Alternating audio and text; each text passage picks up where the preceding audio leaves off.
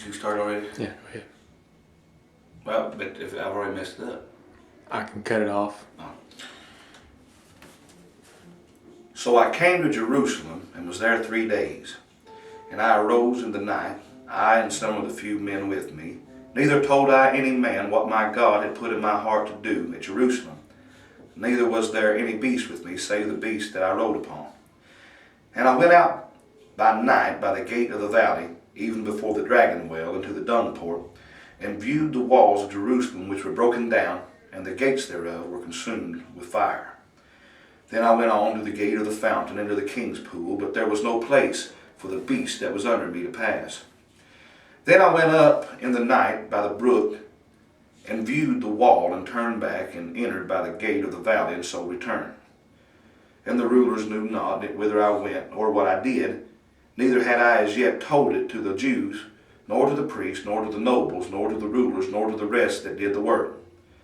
Then said I unto them, Ye see the distress that we are in, how Jerusalem lieth waste, and the gates thereof are burned with fire. Come, and let us build up the wall of Jerusalem, that we be no more a reproach. Then I told them of the hand of my God, which was good upon me, as also the king's words, and he that had spoken unto me. And they said, Let us rise up and build. So they strengthened their hands for this good work. But when Sanballat the Horonite, and Tobiah the servant of the Ammonite, and Goshen the Arabian heard it, they laughed us to scorn and despised us, and said, What is this thing that ye do? Will you rebel against the king? Then answered I them, and said unto them, The God of heaven, he will prosper us. Therefore we his servants will arise and build. But ye have no portion, nor right, nor memorial in Jerusalem. Chapter 4 says, But it came to pass that when Sanballat heard that we builded the wall, he was wroth, and took great indignation, and mocked the Jews. And he spake before his brethren in the army of Samaria, and said, What do these feeble Jews? Will they fortify themselves? Will they sacrifice? Will they make an end in a day? Will they revive the stones out of the heaps of the rubbish which are burned? Now Tobiah the Ammonite was by him, and he said, Even that which they build, if a fox go up, he shall even break down their stone wall.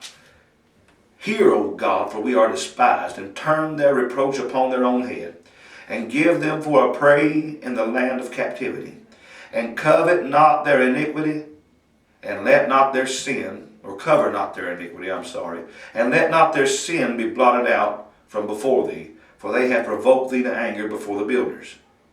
So built we the wall, and all the wall was joined together unto the half thereof, for the people had a mind to work. But it came to pass that when Sanballat and Tobiah and the Arabians and the Ammonites and the Ashdodites heard that the walls of Jerusalem were made up, and that the breaches began to be stopped, then they were very wroth, and conspired all of them together to come and to fight against Jerusalem and to hinder it. Nevertheless, we made our prayer unto our God, and set a watch against them day and night because of them.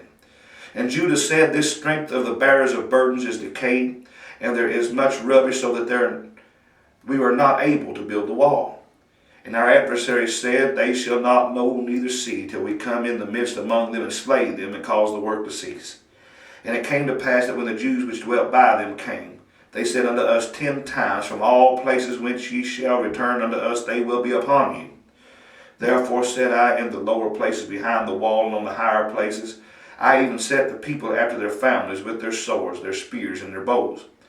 And I looked and arose up, and said unto the nobles, and to the rulers, and to the rest of the people, Be not ye afraid of them, remember the Lord, which is great and terrible, and fight for your brethren, your sons, and your daughters, your wives, and your houses. And it came to pass, when our enemies heard it, it was known unto us, and God had brought their counsel to naught, that we returned all of us to the wall, every one unto his work. And it came to pass from that time forth, that the half of my servants wrought in the work, and the other half of them held both their spears, the shields, and the bows, and the habergeons, and the rulers were behind all the house of Judah. They which builded on the wall, and they which bare the burdens, with those that laid it, every one with one of his hands wrought the work, and with the other hand held a weapon. For the builders, every one had his sword girded by his side, and so builded. And he that sounded the trumpet was by me. And I said unto the nobles, and to the rulers, and to the rest of the people, The work is great and large, and we are separated upon the wall, one far from another. In what place, therefore, ye hear the sound of the trumpet, resort ye thither unto us, for our God shall fight for us. So we labored in the work, and half of them held the spears from the rising of the sun till the stars appeared. Likewise, at the same time said I unto the people, let every one with his servant lodge within Jerusalem, that in the night there may be a guard unto us, and labor on the day. So neither I, nor my brethren, nor my servants, nor the men of the guard which followed me, none of us put off our clothes, saying that everyone put them off for washing. This Pastor Scotty Stamper of the Rural Street Free Pentecostal Holiness Church, thank you for taking the time to watch this DVD. And tonight, we're going to be preaching on repairing the breaches.